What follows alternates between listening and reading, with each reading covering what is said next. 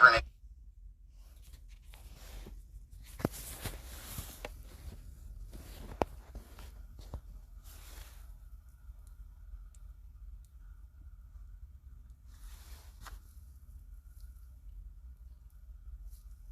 So we're going to talk about the full arsenal of control of the United States power structure, right? The United States government doesn't govern in a traditional sense. It manages a system of corporate and elite dominance, right? Every crisis, every conflict, every policy decision serves one purpose: to maintain control over the working class while ensuring corporate and financial institutions continue to extract the wealth.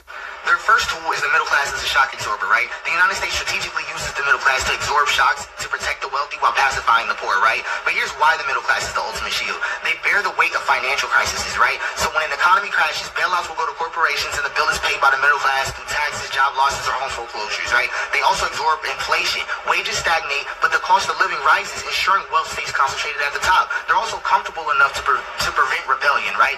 Unlike the working class, they are given just enough wealth to believe in the system. They're also used as an example to discredit worker revolts, right? If you worked hard, you'd be middle class too, right? Even though upward mobility is nearly dead. The middle class exists to stabilize capitalism, right? So anytime that you hear somebody advocating for its continued existence, that's what you're advocating to see. Because, as covered before, the middle class was created, right, to make a certain group, right, stabilize capitalism, right? And now they're failing.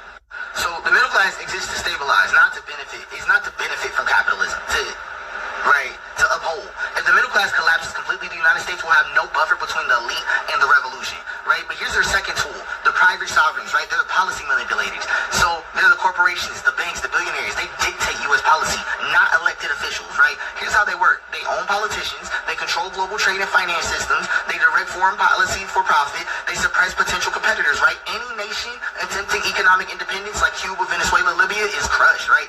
The United States government is not separate from corporations. It is a managerial branch of them. So when people say the government should do something, they forget that the government is a corporate tool, right? Like you have to understand the connection.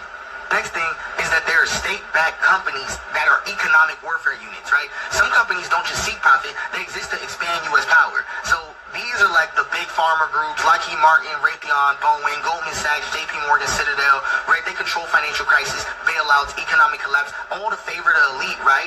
And Google, Facebook, Amazon, and Microsoft all conduct mass surveillance, data control, and algorithmic social engineering, right? ExxonMobil and Chevron ensure oil remains a United States control global currency, right? These companies are not independent. They function as arms of the United States economic empire, right? They create crises, they profit from them, they ensure the cycle repeats, right? But then also there's fake Cold Wars, right?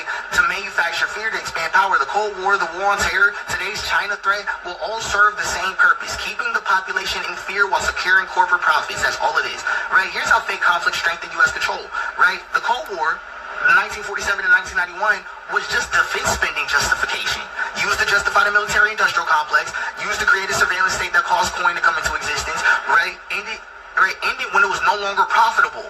Didn't end when the beef was over. Ended when it was no longer profitable, right? Soviet elites joined global capitalism instead, right? War on terror, right? That created the Patriot Act, total surveillance, right? Justified privatization of war, Blackwater, Halliburton, right? And also used to secure oil reserves in Iraq and Afghanistan, right? Even the China-U.S. conflict, right, is economic manipulation. It's to keep the United States corporate power centralized, right? It's also to allow justification for tech companies, right? We need to beat China in AI, right? It also creates fake unity between corporations and the public. Patriotic capitalism, you're nuts, right? As a shield for elite dominance. The United States needs constant existential.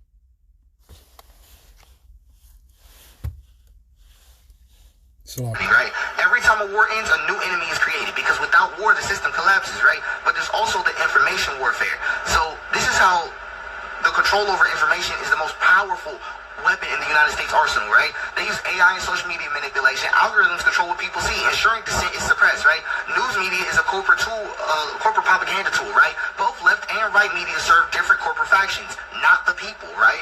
Okay. Like internet surveillance and censorship, digital footprints ensure mass monitoring and easy removal of threat. Deepfake and AI control narrative wars, right? The rise of deepfake media will ensure that the truth is dictated, not discovered, right? So if the United States controls information, it controls reality. A population that cannot think critically will never rebel, right? But also the prison industrial complex, right? Domestic labor extraction. The United States has the highest incarceration rate in the world, not for justice, but for labor control. So the United States uses prisons for economic gain. Prison labor is corporate labor. Companies like McDonald's, Starbucks, right? Walmart use prison labor for pennies on a dollar. Mass incarceration also means social control. Black and poor communities are disproportionately in prison to prevent political power building. And also for-profit prisons, right, need bodies. Private prisons lobby for stricter laws to ensure endless prisoners. The prison system is not broken, right? We need to stop talking like this. It works exactly as intended, right? Prisons are modern plantations, rebranded for corporate profit, right? And the military is a global resource extraction machine. The United States doesn't fight wars for democracy. We knew this, right? It fights them for corporate ownership of global resources. So here's how the military is used as an economic weapon, right? Iraq in 2003 secured oil for Western companies, right?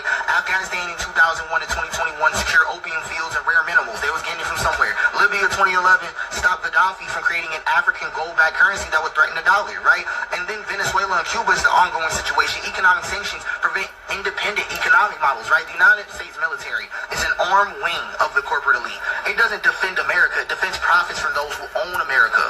Right, so here's the final verdict. The United States maintains power through a combination of financial, military, digital, and psychological warfare. There's two defensive shields. The middle class is a shock absorber, and the private sovereigns is policy defenders, right? Right? When you hear Elon defend policy, right? When the middle class gets hit by a crisis, those are the two shields, right? The weapons of control are state-backed corporations, economic warfare units, fake cold wars, perpetual fear, justified oppression, digital feudalism, algorithmic thought control, prison industrial complex, modern-day slave labor, and the military, global resource theft for corporations. The United States isn't just a company, right? It isn't just a country, but it is a corporate military empire, right? I say it isn't just a company. I mean, they all work. They all work. Right? If a person doesn't see the system for what it is, they'll never escape it, right? So here's my final thought. The United States does not defend democracy. It defends the wealth and power of its elite rulers, right? Of its corporate rulers. Every war, every crisis, every policy is designed for their benefit. It's just not yours.